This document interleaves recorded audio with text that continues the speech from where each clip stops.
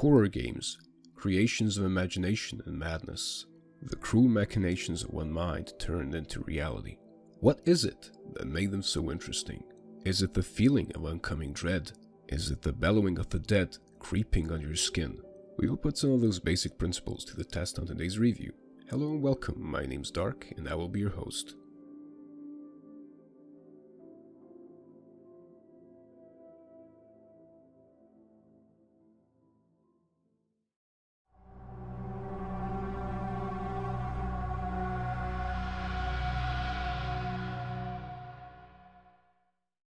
In this review at first, I will be showing each segment and giving my thoughts on it, and later on I will be talking more in depth about the finer details in the game and my final thoughts.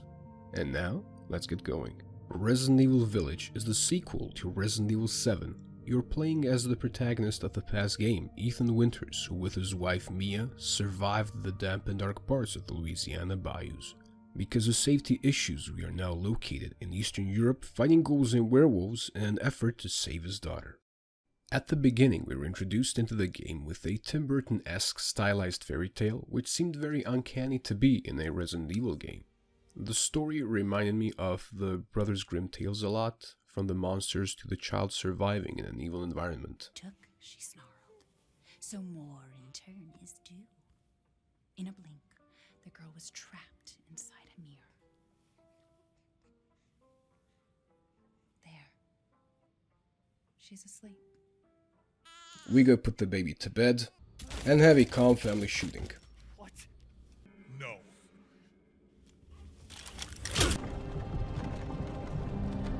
Hey, you.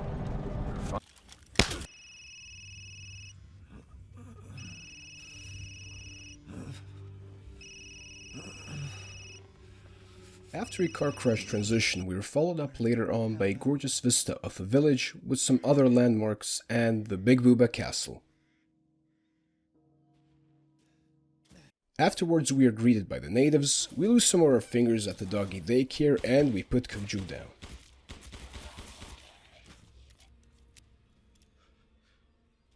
What the hell?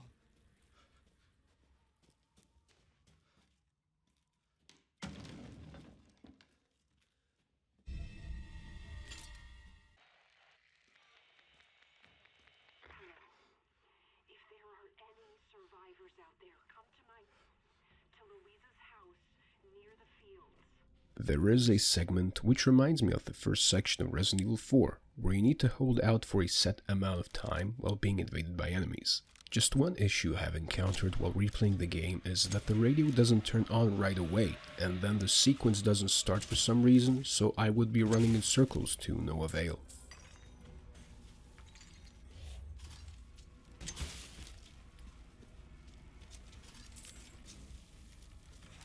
At the end of the sequence, you get an animation where a lichen sends you flying. Then a bell starts ringing and everybody evacuates the area. It was a nice homage to Resi 4, I just wish it was composed a bit better.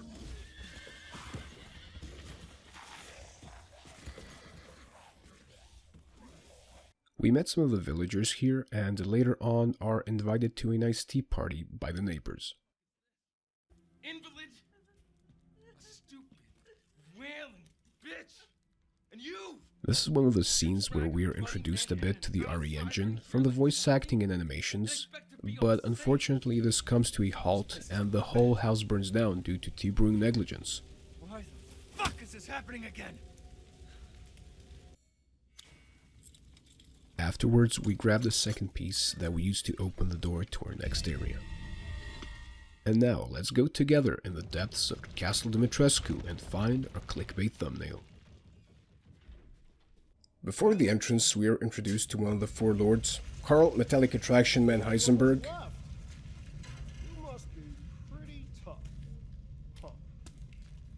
Who the fuck are you? Oh, you're not local. Even better.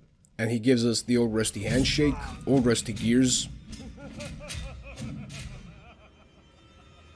and car tank. After our brush with archaic hardware, we are greeted by the other lords, Donna and Salvatore Moreau. but you will barely notice them for two obvious reasons. Heisenberg is but a child, and his devotion to you is questionable. Give the mortal to me, and I will... They are choosing our hero's unfortunate fate. Lady Dimitrescu and Carl were debating. Go find her food somewhere else. Quiet now, child. Adults are talking. And at the end, Scrap Magnet won. Gentlemen, we thank you for winning. And now let the games begin. Let's see. Ethan Winters. They have chosen to play a game of Bloodthirsty Werewolf and Mouse.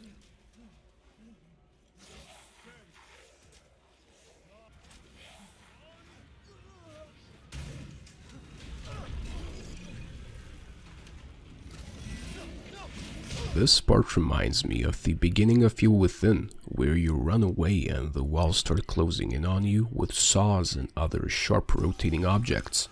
It was interesting, but also very scripted.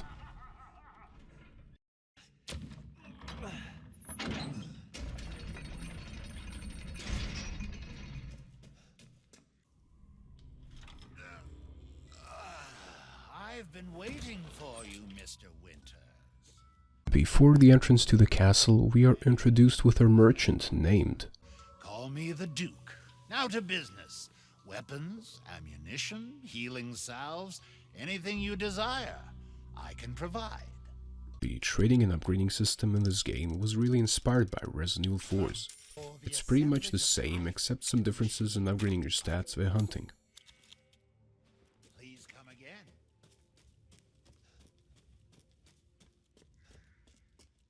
And now we enter the domicile of the Pigment Depraved.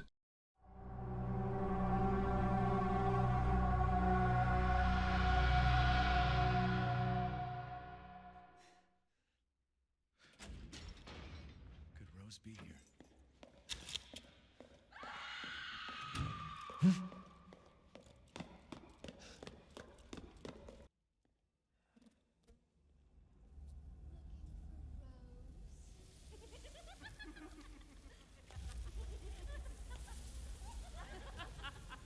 Here we are introduced with our first Rule 34 category.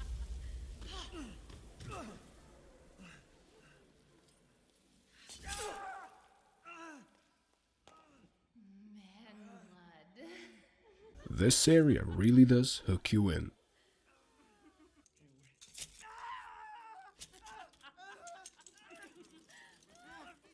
Though jokes and innuendos aside, the facial animations, the gestures, and the fluidity of their movement during these cinematic moments really did amaze me.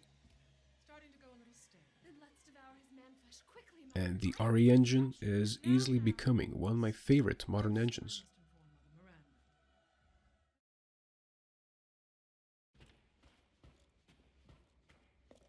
The scenery in the castle really is something else. I just wished for more larger rooms that could show the beauty of it. Mind you, there are a handful of larger unique rooms, but I expected more of them due to the vast size of the castle while looking at it from the outside. I presume it was made so when the lady and the sisters are hunting you, you'll need to use the other rooms to circle around and give you a feeling of being pinned down, or just prolong your stay in it so it doesn't seem too short.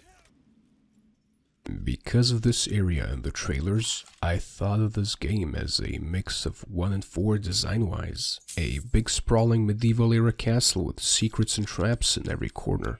But, as mentioned before, I wish they would have done something else with the rooms. For instance, the beginning part with the horde attack section was great, as I could have moved around and chosen a place I could defend rather than just run around corridors. All this mess. The sisters themselves aren't much of a threat. You'll encounter maybe less than a handful of attempts of them hunting you down, and it doesn't really add up to much.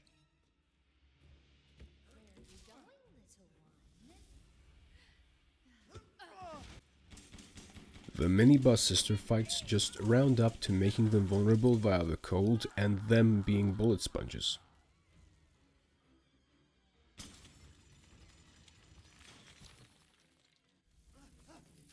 Although on the other hand, their models and animations are great, and voice acting is amazing. I haven't cut open a man in a while. Let me string you up, slice your jugular, and just watch. Taken alive, dead, which would you prefer? Your mother! Pray, Mama! There was one optimization issue with Cassandra, where when I got into the room where I'd fight her, the game would start to lag, and then when I went back, it would stop.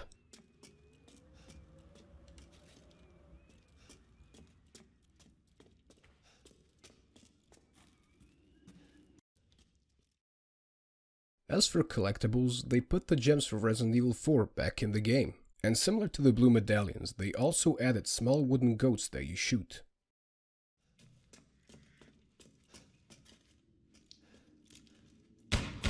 And shooting the crows drops items.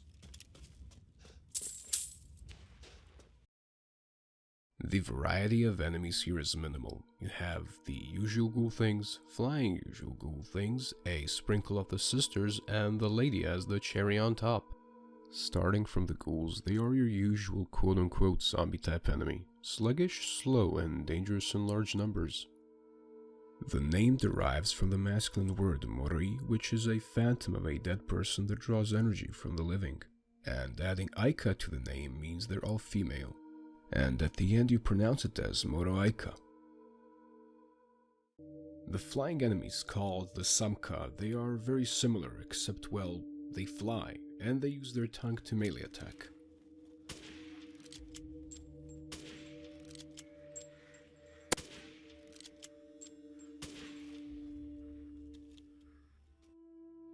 Next we have the sisters, Bella, Cassandra, and Daniela. I mentioned them already regarding the gameplay and their mechanics. The lore behind them is that they were experimented on using the Kadu parasite, and thus merged their DNA with blowflies. Able to use their power whenever they want, they are a formidable foe, if it wasn't for their weakness to the cold. And at the end we have our most beloved dairy factory, Lady Dimitrescu, standing at almost 3 meters tall with her giant retractable claws. She sits on top of the Dimitrescu hierarchy and is awaiting us.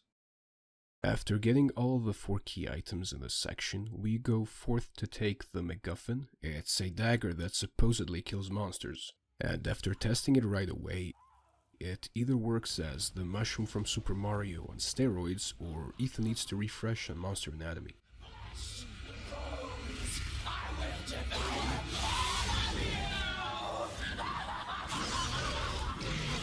This is where the boss fight starts.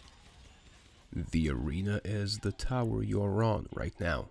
The combat is nothing special, and it's a bit underwhelming as she waddles towards you as you shoot her. There are some sequences where she flies, and then charges back at the tower. The design of the boss isn't anything interesting. It's a big winged monster with a torso attached to it. It isn't bad by all means, and I like the small touch of putting the torso on a dragon-like monster, which is referring to some translations of the name Dracula. After a certain amount of damage has been done, a short sequence starts playing while you run to the top of the tower.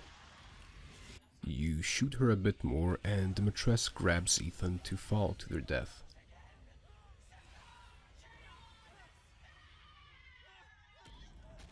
But she forgot that the game has no fall damage for the player, and she technically killed herself.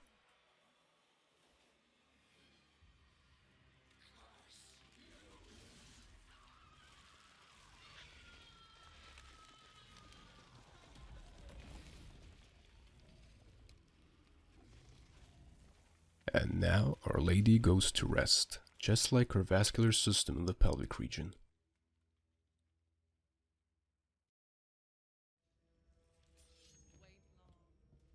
All in all, the section itself was fine, except for the mentioned things, that this part was heavily advertised, so I expected it to extend into all of the other parts of the game and make the castle and the lady a reoccurring thing rather than a short flick.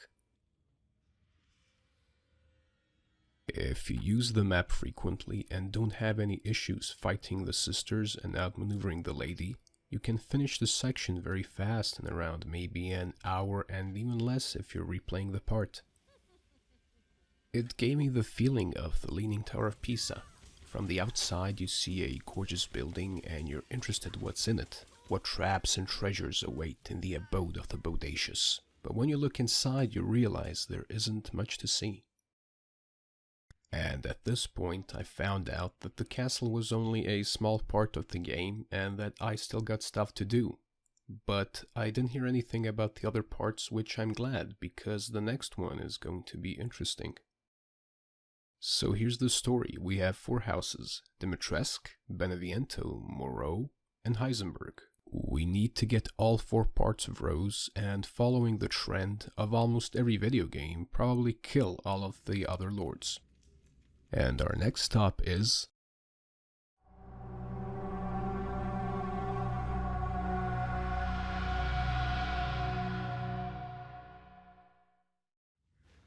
And this is the area of Donna Beneviento, one of the 4 lords. Right from the start, this is a stark contrast to the Dimitrescu area. Hilltop woody areas embraced by the mist. With an addiction for the Cabbage Patch Kids. Visually, with all the mentioned elements, it really gave off a Silent Hill feeling.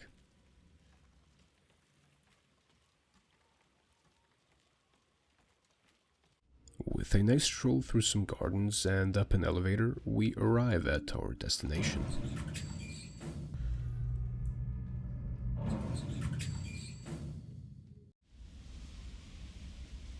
The house really looked beautiful under the waterfall.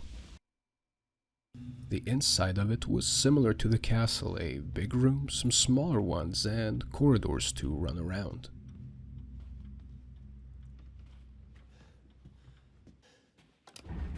After using the elevator, we go down to the part that's the source of many React videos.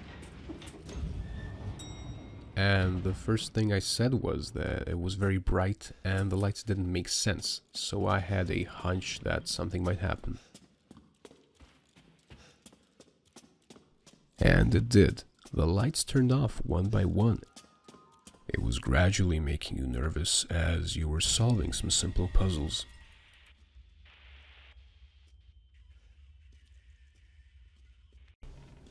Knowing that something will come when all lights go off. And, well, it did. A big baby meatloaf. As a design choice, it looked great. Big, bloody, with a gaping mouth that echoed that little happy baby. Sound design is on point too. I was surprised as it really did show a great contrast compared to the level. You're walking around along very sterile looking corridors and out of a sudden the atmosphere changed, literally, by a switch. I also found something interesting. You can actually see the Angie doll here and see what happens.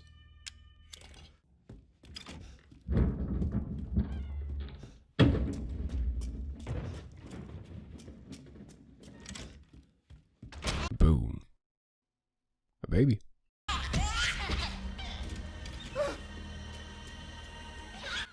It was a nice detail to see that Donna is turning Ethan's biggest insecurities and worries into a nightmare.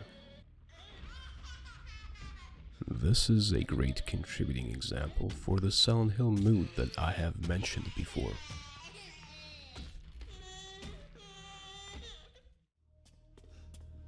After all the running, the last part was my favorite.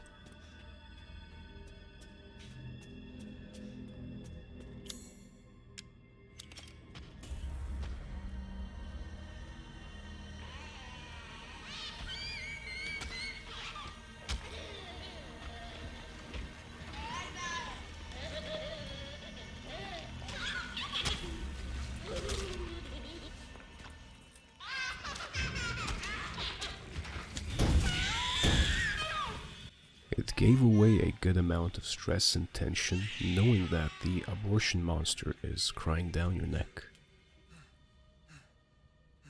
Only thing is, this is scripted, but even after replaying it a few times, it still did give off similar feelings of stress and tension, which is a feat in itself.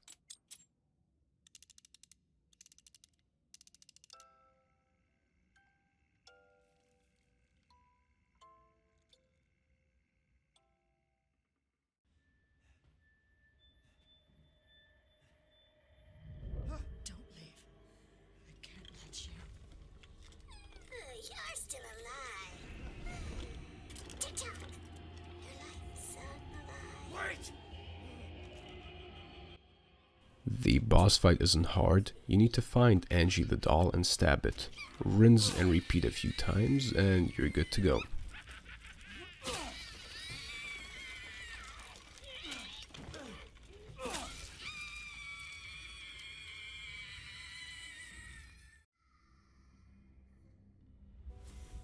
Reading on some documents and papers left around, the story of Donna is sad. A lonely child who lost both of her parents to suicide. While she went into an everlasting whirlpool of anxieties, at the end having only her dolls via who she communicates with, trying to fill the void of family and friendship. It's over.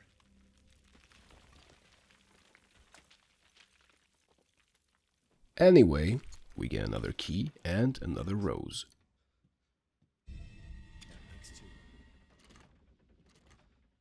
All in all, this section was short and sweet. There weren't any new enemies or mechanics, or even the area wasn't that big.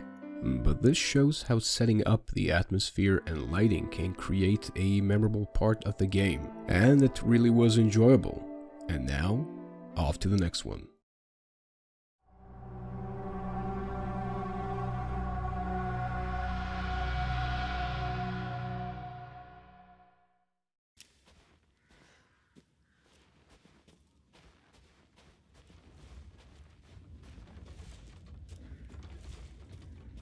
The next area is the domain of Salvatore Moreau. It's a village with a mine nearby that was flooded to accommodate his mutation.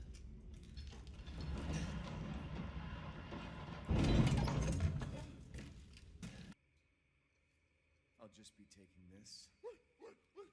Moreau as a character is very shady, trying every trick in the book to make it seem like he's weak, and then trapping us in the Grinch's afterbirth.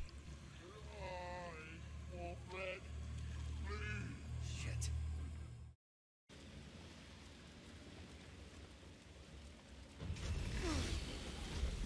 Lurking in the murky waters was a monster that was a small nudge to Del Lago in Resi 4, but somehow now it seemed overused.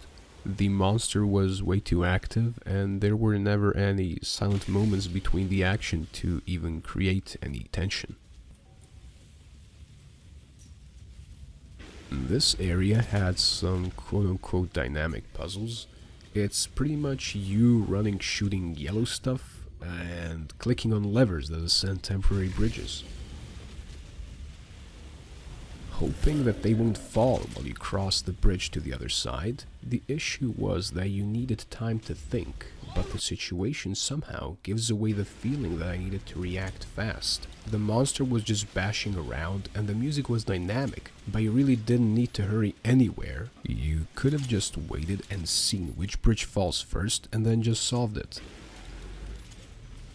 And since the bridge scenario wasn't slowly added to this area, rather it was abrupt, you didn't know that you actually had plenty of time for this, instead of just running and hoping you won't fall. None of these elements were bad, just the execution of both wasn't the best. The minigames and puzzles in this game aren't too difficult and are easier in comparison to the older Resi games. It's nothing bad and offers a moment of respite, just like the minigames in Resident Evil 4.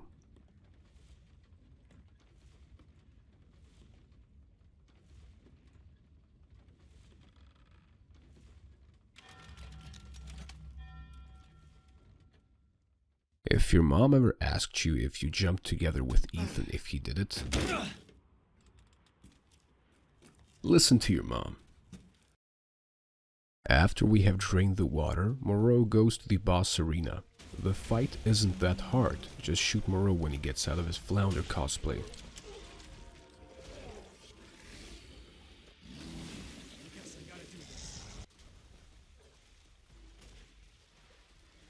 Moreau was a behind-the-curtain sad character. He wanted recognition from Mother Miranda, and did everything to attain it. I couldn't really empathize as much with him compared to Donna. Boom.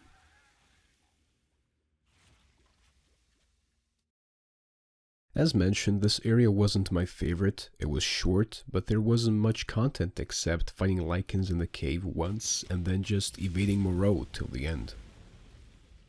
I understand they didn't want to make just a few rooms with a few random enemies, but they could have made it more atmospheric and interesting. For instance, what I would have done is up the Lovecraftian feel of this area a bit more, and slow down the pace in the beginning and make it more darker for a better atmosphere. Also add some more unique enemies that correspond to this area. Alas, it is what it is.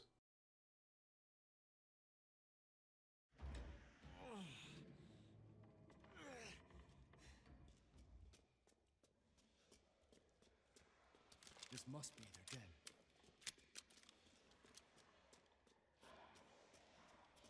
This section is more actiony and a bit of a palate cleanser compared to the small corridors and environment I was mentioning, though it's only an action sequence rather than a horror one.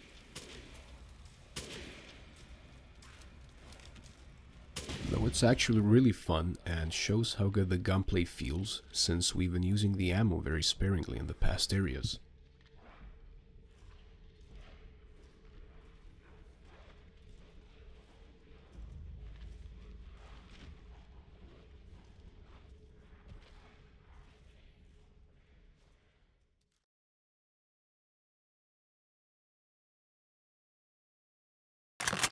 Robot bounty hunter.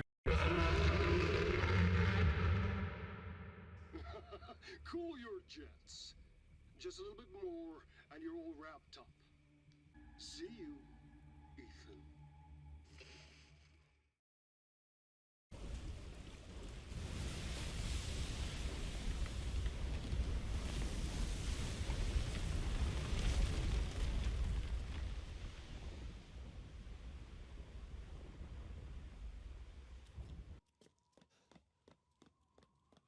I didn't think you'd make it past Donna or Moreau, but I suppose you survived worse back in America, The domain of Carl Heisenberg, an amalgam of metal and flesh. This area was a bit of a surprise, as I didn't really know what to expect. There were small things that could hint towards him being a junkyard baron, his compensator, or him having very selective telekinetic powers. The whole section was an enjoyable surprise. Heisenberg as a character is great, the voice acting is great, and he has charisma. Together, we go save Rose, and we can use her to grind Miranda into paste. My daughter is not a weapon. Fuck you!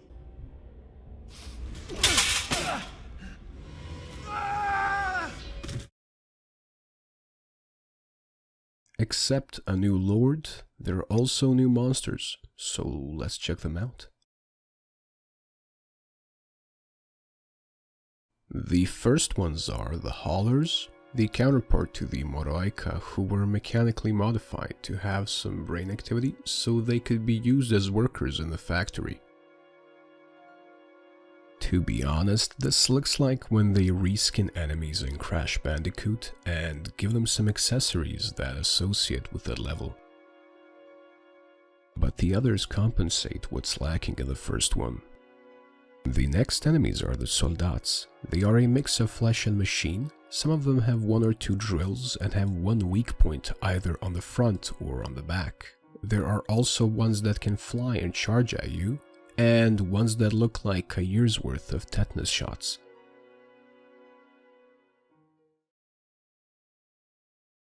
By far, my favorite design is the mini-boss called Sturm, a chainsaw propeller torso with no hands, hunting you down while you can hear it revving its engine. The fight itself also wasn't bad. At first I thought it was gonna be some maze fight, but I was happy to see that he destroyed all the wallows during his charge attack.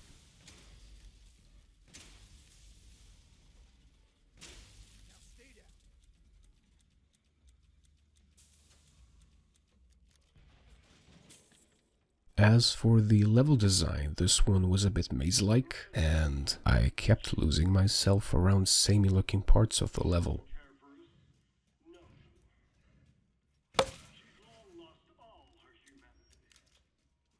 Some parts were more unique and interesting, like this one, where you used moving parts of these machines, luring enemies in and killing them, saving precious ammo.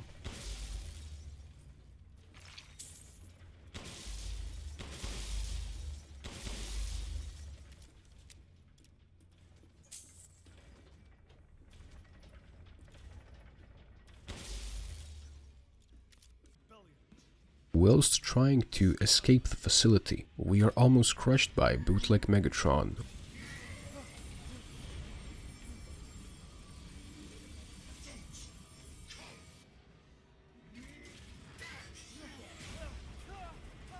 Where we also survive the fall, but that doesn't surprise us anymore.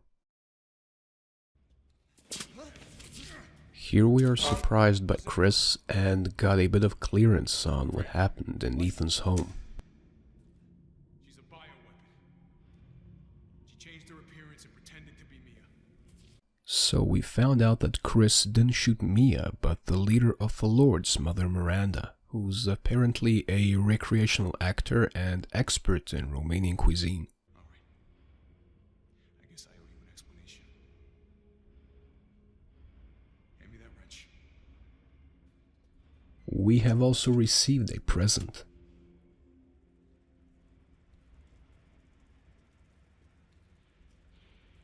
Can't turn back now.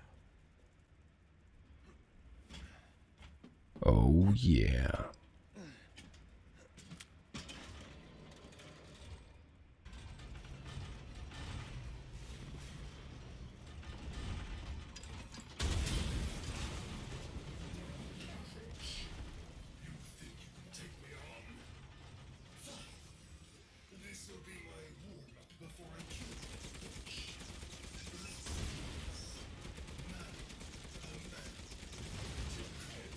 Now, I'm a big proponent of more slower and calculating horror survival elements, but this part was really fun.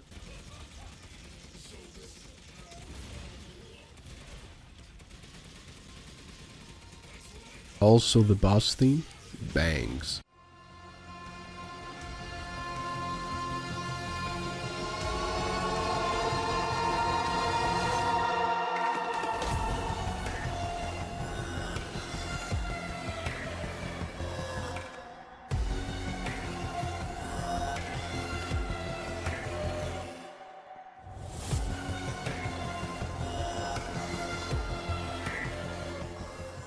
And I just realized something. The game didn't utilize its soundtracks as much. There was always this lingering silence that overstayed its welcome, but since listening to the OSTs on YouTube, they sound fine, but they weren't as memorable. The safe room theme was there, which are a must in all Resident Evil games. It was similar to the Resi 7 one, where it was more ambient with a faint melody, but good nonetheless.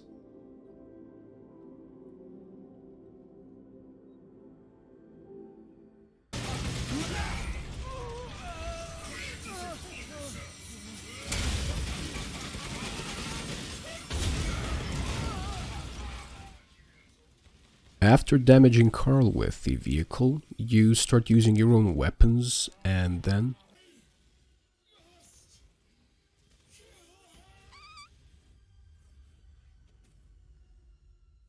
no more diamagnetic sharp objects flying in my direction.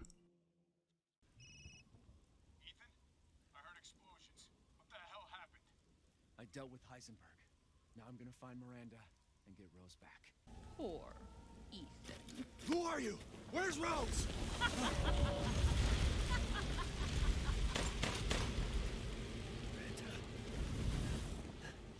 Enough.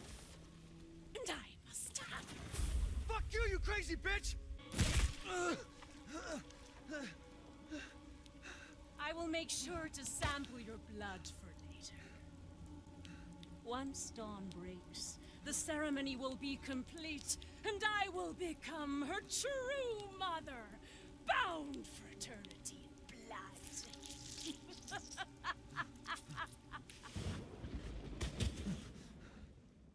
After a heart-crushing moment with Mother Miranda, we're going directly to her favorite in the game. God damn it, when does it end? What's that, sir? The mission?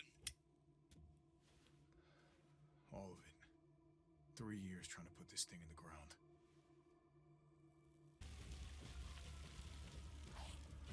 Western Rad's clear, moving out. Roger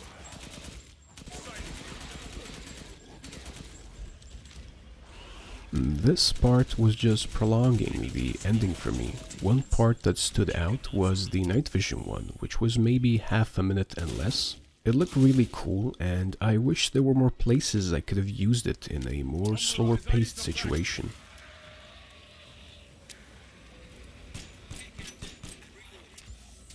But this part in itself shows how very good the gunfight feels when you have ample amounts of ammo and enemies in the game.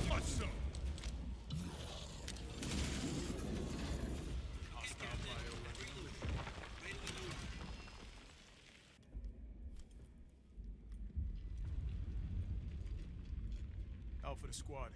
I've located the megamycete. So now we can end this mess after all. About damn time.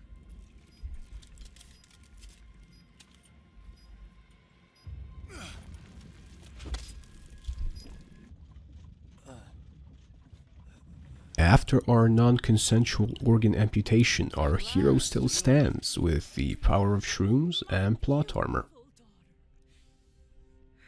Come to me.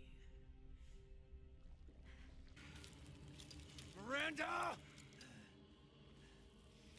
Interesting.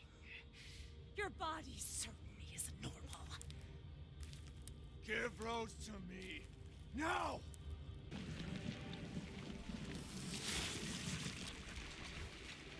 The Mother Miranda boss fight was okay. The way she transforms looked nice though. And she has a few forms, but most of them you can't evade or defend against. Only thing that I would mention in the phase where everything gets dark, the best thing would be to put some mines down and bait her into them. Now, Mr. Winters, I think it...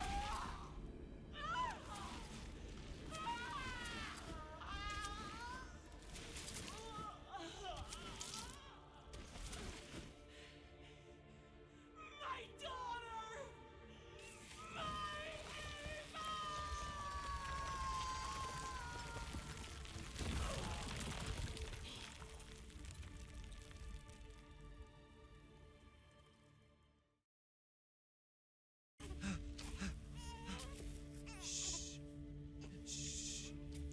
It's all right, Rose. It's all right. The ending was good. I'm a big fan of heroes sacrificing themselves for their loved ones. And the post-credits scene left us with a bittersweet feeling.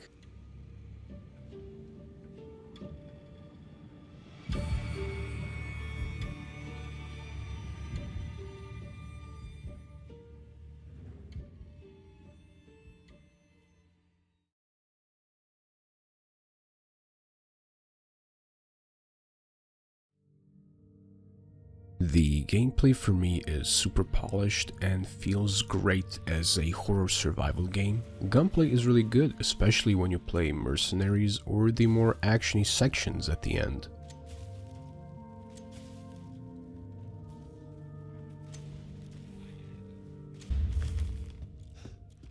Now, an important thing in horror games: sound design. Sound design is excellent, from the echoes of ghouls in the dungeons or the bellowing roars of lichens in the distance. It really sets the mood, but my issue is that it wasn't used to its fullest. As mentioned before, the silence really did overstay its welcome.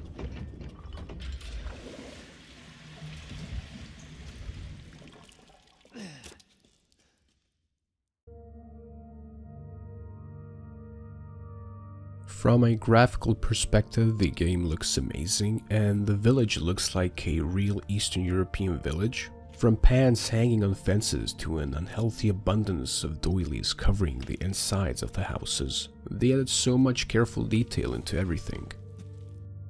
One big problem I had is that they tried to make the game scarier by limiting the FOV, but rather than it being scarier, it gave me tunnel vision and was more annoying. Luckily, the internet had an FOV fix, and I was recording most of it with the FOV fix turned on.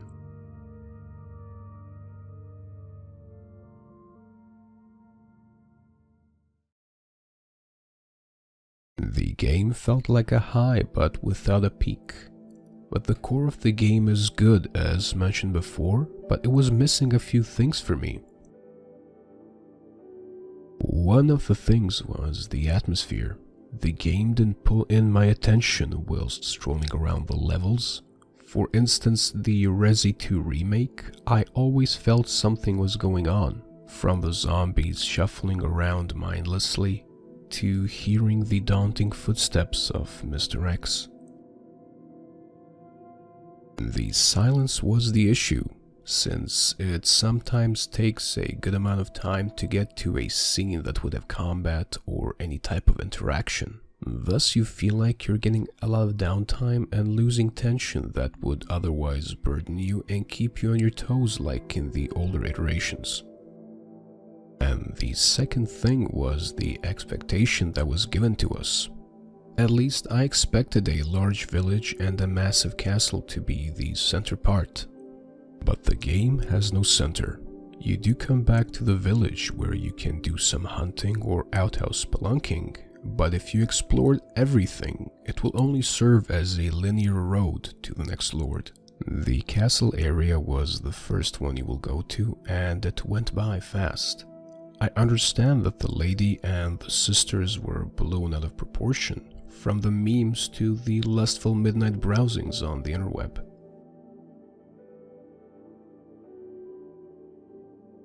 We have a game with polished graphics, gameplay, and sound design, with some level design flaws here and there. It just missed the mark at not building around more on the village aspect that it has in its name. And at the end you are left with semi-empty parts of the game. But it's a game I did enjoy, and I enjoyed it so much that I even did all of the achievements in the game.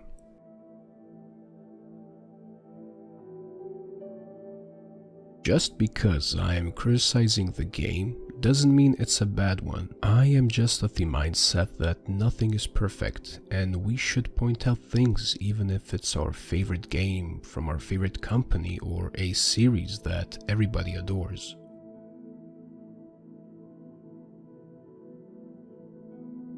I do hope this helped to give you at least a little bit of clarity on what the game is and isn't.